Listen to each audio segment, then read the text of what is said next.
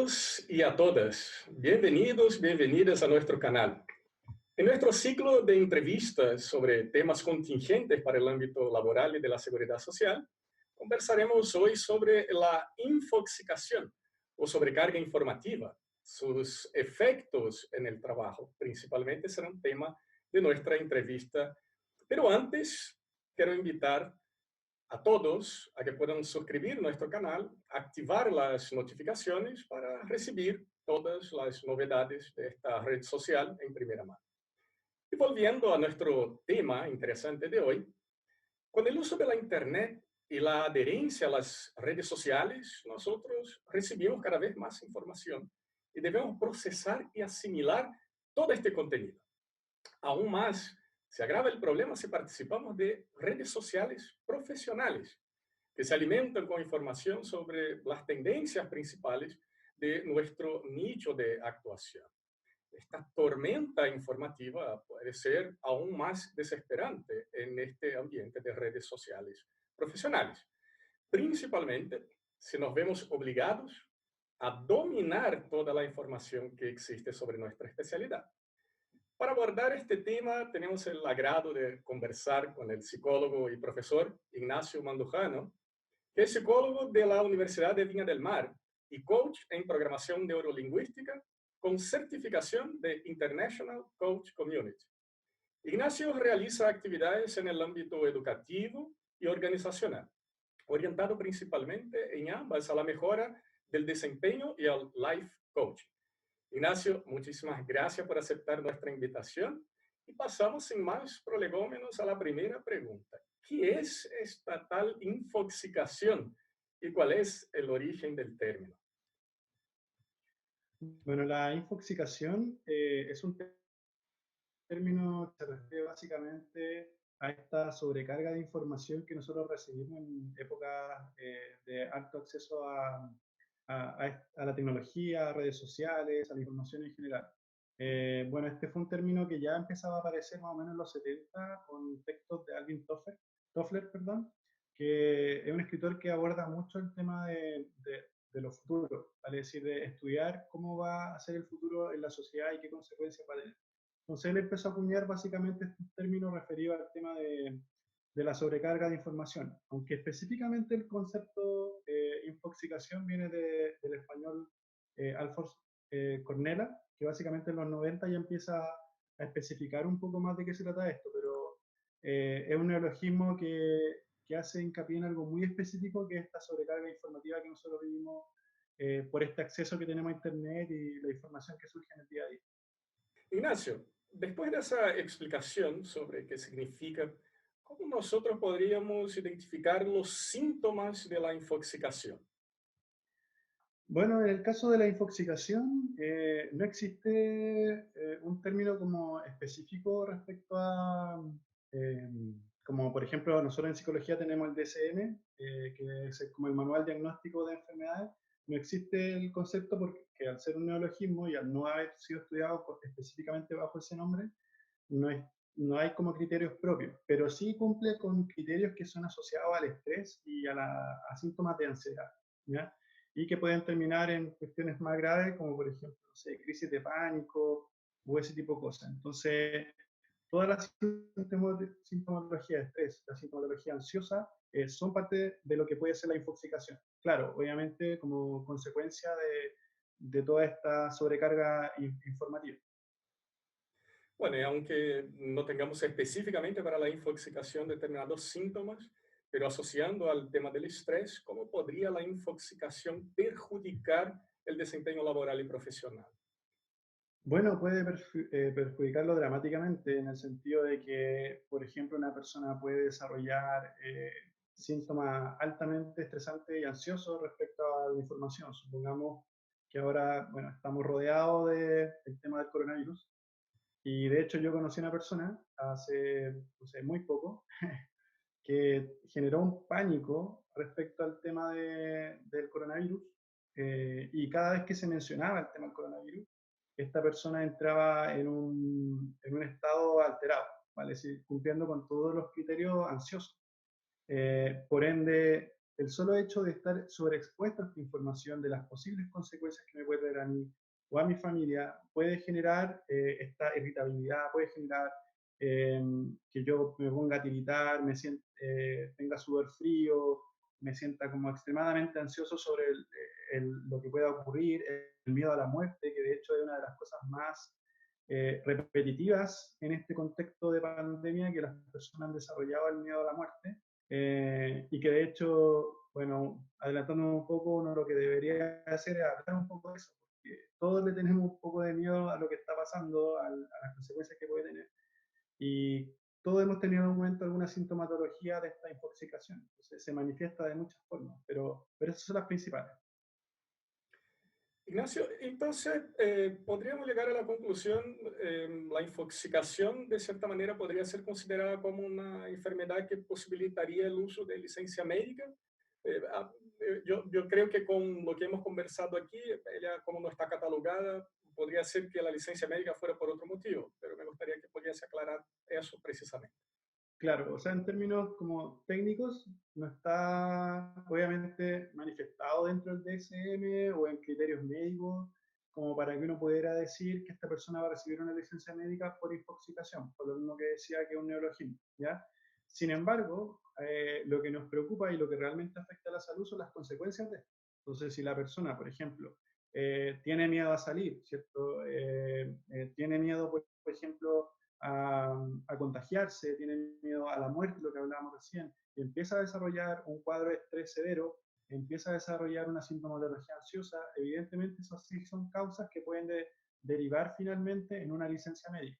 ¿Ya? O sea, eso sí puede estar como indirectamente dándote a ti una licencia médica. Entonces no va a decir obviamente la licencia médica infoxicación, pero claramente la causa del estrés y la causa de la ansiedad va a tener como raíz. Ahora, el tratamiento sí va a ir enfocado en lo que es la infoxicación, porque cuando alguien tiene algo que es una fuente que me genera mi ansiedad, el tratamiento sí tiene que ir enfocado en torno a esa persona, entonces, en torno a esa causa. Entonces, por ejemplo, el caso de esta persona que yo te mencionaba, que tiene esta sobreexposición a lo que es el coronavirus, y tiene pánico y tiene miedo de morir, el tratamiento sí va a ir enfocado en tocar esa temática, el cómo la persona se sobreexpone a esa información, el cómo puede parar los canales en los que recibe toda esa información dramática sobre lo que está pasando, etc. Entonces, el tratamiento sí va a ir enfocado en base a la causa. Ignacio, ¿cómo podríamos evitar la infoxicación? Bueno, la verdad es que la infoxicación requiere mucho autocuidado, ¿ya? Básicamente lo que uno puede hacer en ese sentido es desarrollar un criterio para saber lidiar con toda la información. Entonces, por ejemplo, si nosotros recibimos demasiada información de todos lados, lo que podríamos hacer primero es tener pocas fuentes de información, pero que sean demostrablemente confiables. ¿Por qué? Porque al estar en una situación como la que estamos nosotros, da pie a que nosotros podamos recibir mucha información que pueda ser falsa. ¿Sabe? Vale decir, en grupos de WhatsApp, en ciertos sitios web, información que no corresponde con la realidad y que puede agravar los síntomas que yo tengo y la intoxicación que estoy viviendo. Entonces, una de las primeras cosas que se pueden hacer es tener como pocas fuentes de información, pero que esas fuentes de información sean demostrablemente confiables. ¿Ya? Entonces así yo puedo informarme, pero de una manera que no sea alarmista, que no sea dramática, etc. Pero además de eso, cuando yo me informo, lo ideal es que pueda marcar como tiempos máximos para la búsqueda de información. Esto quiere decir que no voy a estar toda la tarde exponiéndome viendo la televisión, no voy a estar toda la tarde viendo X cantidad de sitios web que estén asociados a la información que estoy recibiendo. La idea es que sea un tiempo determinado y marcado, porque si yo gasto todo el día, evidentemente que me voy a intoxicar. Entonces, tenemos esas dos cosas primero. Pocas fuentes de información, pero demostrablemente confiables, marcar tiempos máximos para la búsqueda de información. Y luego tenemos, por ejemplo, otras cosas como cortar quizás notificaciones de nuestros celulares, porque en este tipo de situaciones, ya sea lo que conversábamos, por ejemplo, antes de que grabáramos, es que mucha gente recibe notificaciones por trabajo o gente en los grupos de WhatsApp que comparte información sobre no sé, que se descubrió X cosas sobre el coronavirus y que ahora es más grave, X tipo de cosas. Entonces, uno tiene que tener el control. Uno tiene que, o sea, evidentemente uno puede revisar su celular, uno puede responder mensajes, etcétera, pero en tiempos que uno estime que sean los correctos y en los que el periodo de tiempo no sea dañino para uno. De hecho, hablábamos un poco sobre el tema del teletrabajo, que de repente como que nos agobia, ¿cierto? Claro. Y no está como respetado eso en montonera de países, que hay que respetar igual los espacios personales. A veces se reciben correos, no sé, 11 de la noche, 10 de la noche. Yo personalmente he recibido correos día domingo de trabajo, obviamente no lo respondo, no lo respondo, pero es porque también corresponde que uno tiene que limitar, obviamente, cuál es el terreno que la otra persona no tiene que seguir, ¿cierto? O sea, es decir, tú me envías un correo el día domingo, pero yo no te lo voy a responder.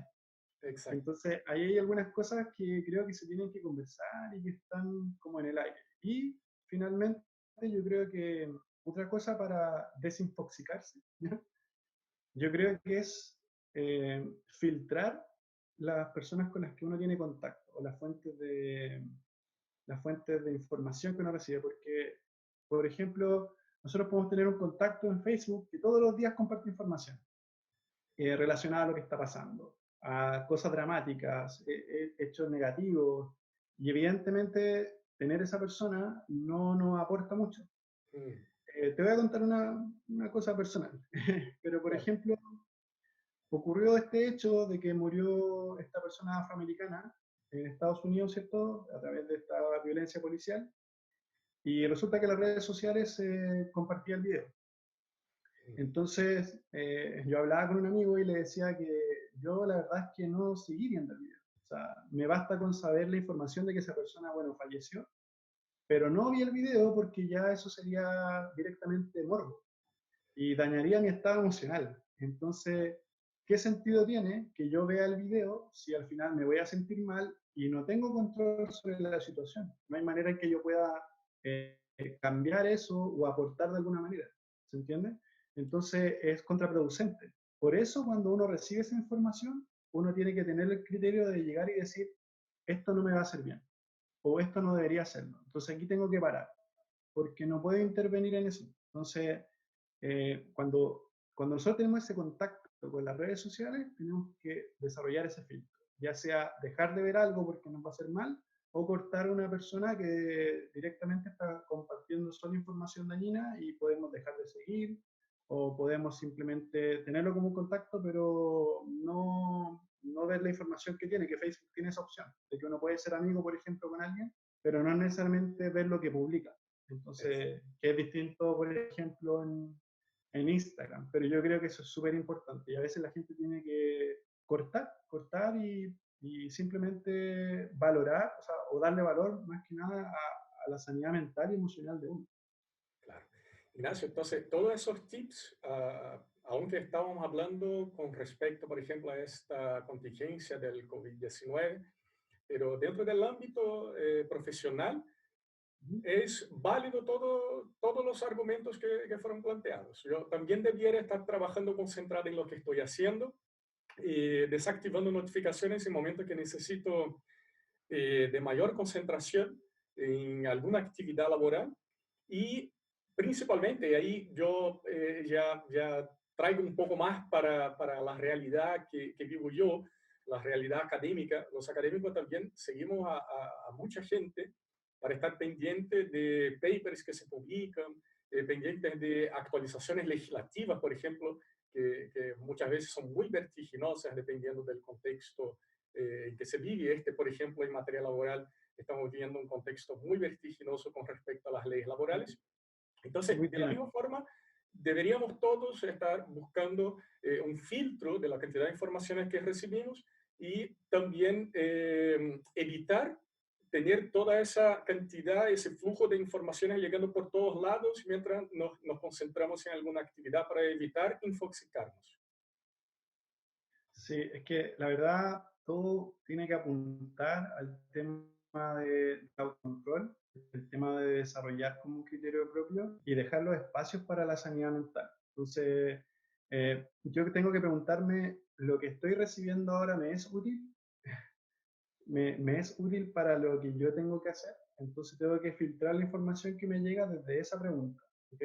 Porque a veces me va a llegar información, ya sea en mi trabajo, etcétera, que puede ser no la real. De hecho, ocurre mucho en las organizaciones que, por ejemplo, ahora como están en modalidad de teletrabajo, ya no hay reuniones como directamente cara a cara, entonces al final uno tiene que enviar un correo para allá, otro para acá, y que lo reciba X departamento, y a veces no se respetan esos canales que ya son complicados y no sé, se habla por WhatsApp, supongamos. Entonces alguien dice, no, pero es que este departamento dijo que X cosa, no, pero había la otra persona encargada de no sé qué me dijo esta otra.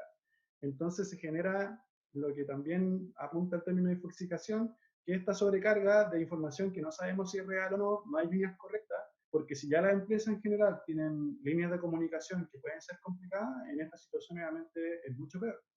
Entonces, es un desafío para la empresa poder estar todo alineado en términos comunicacionales y evitar la información que no sea útil para las personas o que hayan conceptos o cosas o los objetivos no estén claros, ya parece que no estén alineados. Y además también se debe conversar justamente sobre cuáles van a ser los espacios como sagrados para las personas y que no se deben tocar. O sea, yo justamente ayer hablaba con una persona que me pedía un poco hablar sobre este tema, porque claramente estaba 12 horas prácticamente pegada en el computador de forma diaria, y solamente en reuniones, y después respondiendo correos, y después le llegaba un mensaje en la noche, y todos los días así, o sea, estaba claramente esta persona muy agobiada.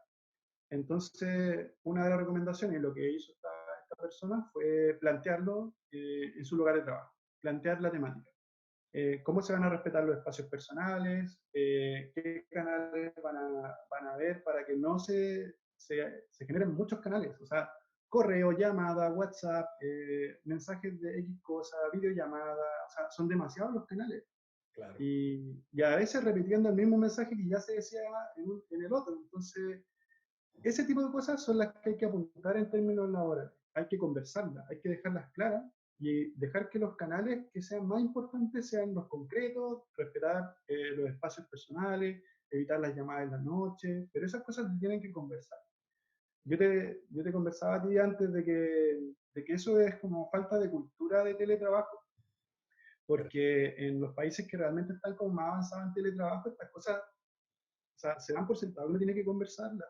El tema de saber diferenciar los tiempos de trabajo y los tiempos personales, las cosas con las que aporta la empresa para el teletrabajo y cuáles aporta el trabajador, que la empresa tiene que decirle muy claramente al trabajador cuáles son sus objetivos dentro de lo que es el teletrabajo y no simplemente dejarlo en el aire y ver qué hace.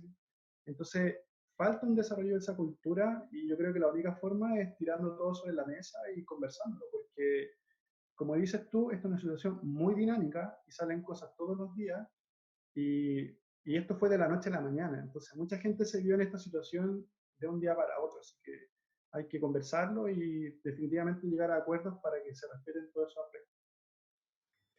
Ignacio, ¿y cómo podemos saber que ya estamos, por ejemplo, en un nivel crítico de sobrecarga informativa que demanda ayuda profesional?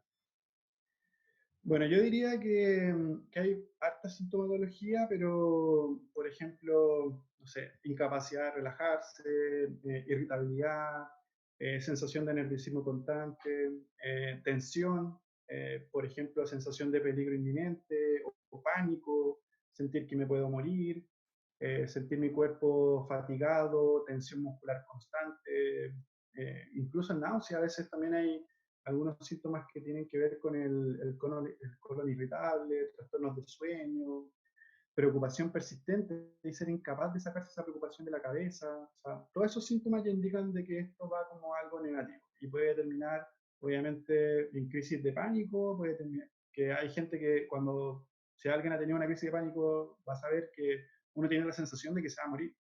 Es una crisis de pánico. Yo siento que me estoy muriendo. Entonces lo que ocurre ahí es que la persona termina en un hospital sintiendo casi que va a tener un paro cardíaco, que de hecho igual lo puede tener si está como en el peor caso. Entonces no creo que sea muy buena opción en estos momentos de ir a un hospital, siendo que el contexto es como súper complejo además.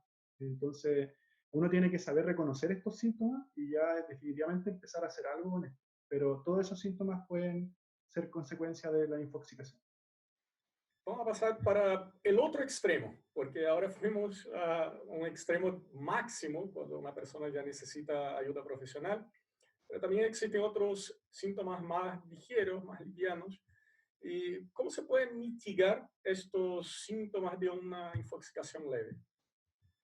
Bueno, yo creo que, como te decía, hay varias cosas que uno puede hacer, medidas como las que te mencioné recién, que era el tema de seleccionar la fuente de información, empezar a cortar las notificaciones, filtrar contactos, marcar tiempo máximo para estar en redes, ¿ya? Pero yo creo que la primera cosa que uno tiene que hacer es tomar conciencia respecto a las consecuencias, o sea, lo que se llama como la conciencia emocional, ¿ya? O sea, vale decir, cómo me siento yo respecto a lo que estoy viviendo en el día a día y con lo que interactúo, ¿ok? Entonces, el primer paso es ese, es la autoconciencia emocional. ¿Cómo me hace sentir esto que yo estoy observando? Por eso yo te hablaba, por ejemplo, el caso de esta persona afroamericana. O sea, si yo vi esta noticia, yo dije, no, espera, esto me va a hacer mal, esto me va a hacer sentir pésimo y la verdad es que no es una información útil que yo pueda hacer algo con esto ni tampoco puedo intervenir. Entonces, para, ¿ok? Entonces, cuando yo desarrollo esta conciencia emocional y todo lo que observo me voy dando cuenta de cómo me repercute, puedo empezar a tomar decisiones, limpiarme y bajar un poco los niveles de ansiedad.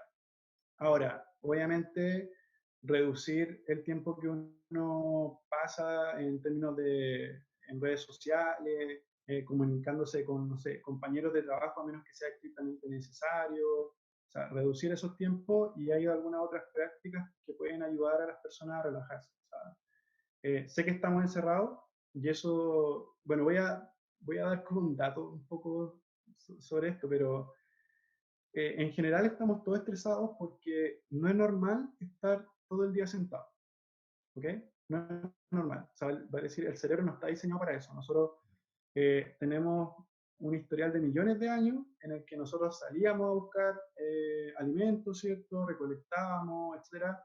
Y por tanto, las personas que pasan muchísimo tiempo sentadas son mucho más propensas a estresarse, a angustiarse, etcétera, porque el cerebro se siente estresado, a pesar de que la persona no lo haga consciente.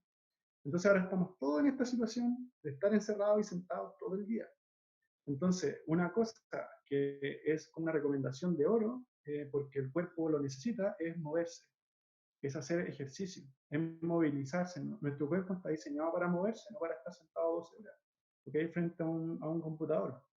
Entonces tenemos que tener algún espacio en el que nosotros podamos movernos. Si alguien tiene, no sé, una máquina para caminar en la casa, de bicicleta, o simplemente seguir una clase en línea y hacer el ejercicio en la casa, pero es necesario moverse. De hecho, cuando uno hace actividad física, ya sean 15 o 20 minutos, el cuerpo ya empieza a generar endorfinas, que generan una sensación de bienestar sin una razón aparente, que es básicamente que nos sentimos bien, sin que haya una causa que esté de por medio. Entonces, la actividad física está muy infravalorada en esta situación. Yo creo que tenemos que darle el valor que corresponde y para eso tenemos que ponerlo en práctica.